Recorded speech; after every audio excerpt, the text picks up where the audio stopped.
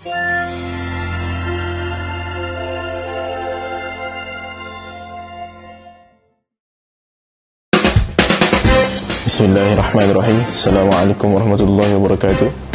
Nama saya Muhammad Mirza bin Mazlan, boleh panggil saya Mirza. An-Namhan bin Al-Qais. Zubair Nazhan bin Muhammad Zaini. Ya, Muhammad Hazim bin Muhammad. Panggil Mio je. Nama saya Muhammad Irfan bin Muhammad Amir. Ahmad Numan Hakim bin Zakaria. Muhammad Amir Hakim bin Rozikin. Jadi tujuan saya join Hufaz Rhythm ni ialah yang pertama sekali untuk mengasah bakat saya lah, kerana saya banyak kekurangan dari segi bakat yang sedia ada, untuk mengembangkan lagi industri nasyid dan untuk menambah saya punya cara untuk berdakwah.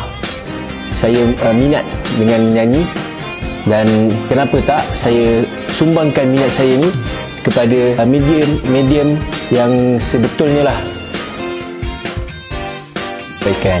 Dan saya harapkan Hufaz Rhythm ni dapat berkembang besar dan dapat meluas ke seluruh dunia, insya-Allah.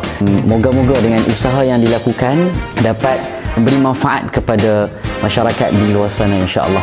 Harapan saya harap Hufaz Rhythm ni menjadi salah satu platform untuk ramai lagi anak muda berminat tentang dakwah. Harapan saya untuk Hufaz Rhythm ni untuk memberi manfaat kepada ummah. Assalamualaikum warahmatullahi taala wabarakatuh.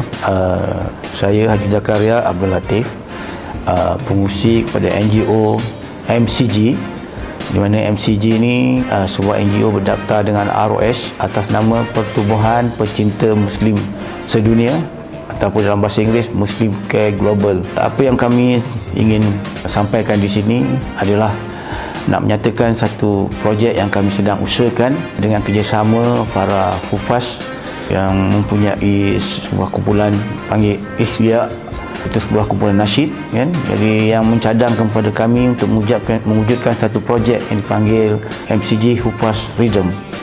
Jadi projek ini adalah bertujuan untuk menggunakan media muzik terutama nasyid untuk tujuan menyampaikan mesej Islam ataupun mengimaratkan lagi kerja-kerja dakwah. Jadi MCG kenapa memilih mereka, sebab mereka dah terlibat dengan MCG di kalangan mereka lebih 2 tahun kan, dalam mengikuti aktiviti MCG baik dari segi kerja dakwah, kebajikan, misi kemanusiaan. Jadi bila diusulkan pada kami, MCG tanpa berpandang mengambil masa terus menerima cadangan ini dan menjadikan dia sebagai satu cara untuk melahirkan appreciate ataupun mengiktiraf kan apa yang telah mereka lakukan selama ini, dan sama-sama mengiktiraf juga bakat yang mereka miliki. Jadi harapan MCG mengharap agar kerjasama ini dengan bakat yang mereka ada dapat diketengahkan, akan menjadi satu media akan menyemarakkan lagi aktiviti MCG dalam lapangan dakwah, insya-Allah. Last sekali jangan lupa support kami di mana-mana media sosial. MCG Hufaz Rhythm, Care for Ummah.